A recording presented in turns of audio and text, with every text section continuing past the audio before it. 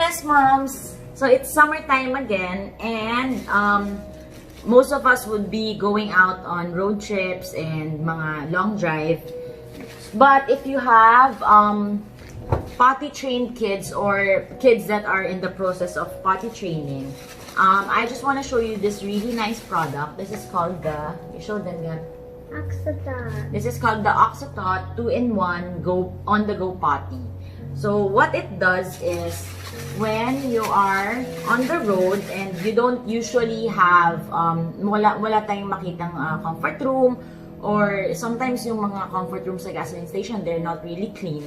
So this one, if you have potty trained kids or in the process of potty training, it encourages them to continue on with the potty training process. Instead of when we're nagmamadali tayo or may emergencies, instead of putting diapers on them, you can still make them sit and do their number 1s or number 2s. Yan. So, what this does is, you just put, sa isang package, may tatlong ganito. You have 3 plastic bags like these na merong this, parang yung sa diaper na gel, nagiging gel-like siya when it gets wet. So, pag nagwiwi sila dyan, it will become gel-like, i-absorb niya. So, it already has that attached to the plastic bag. So, you just invert it, put it in, fit it inside the seat, and then, on both sides, you show them that, you secure the plastic by putting it inside on both sides.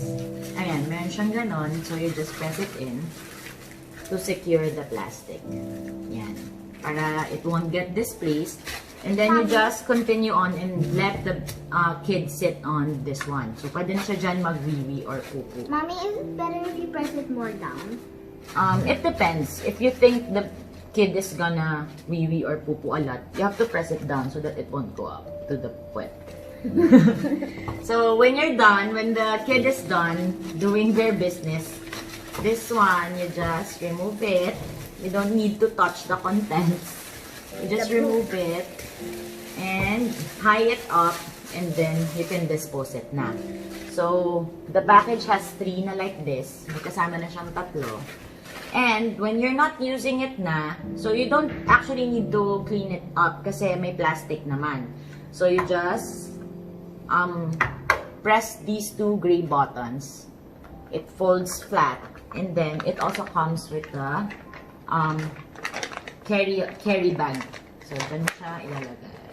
When you're at home, if you're also potty training your kids and they're still small, too small for the adult size na potty, you put it in, put it on top of it lang para hindi sila lumusot. So, kaya siya 2-in-1. Like so, in this picture. Yeah. Kasya siya in any kind of bathroom, toilet seat.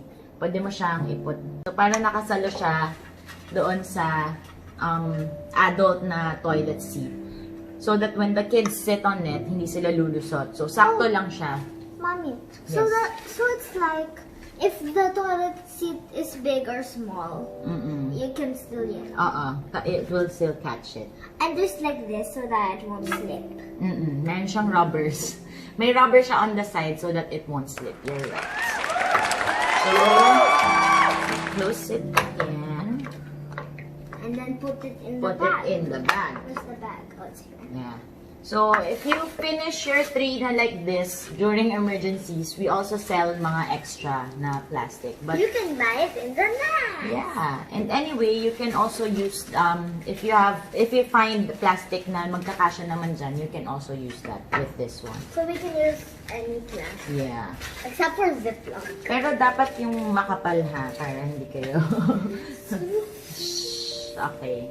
Thank you for watching. Bye-bye! Visit the NAS! Visit us!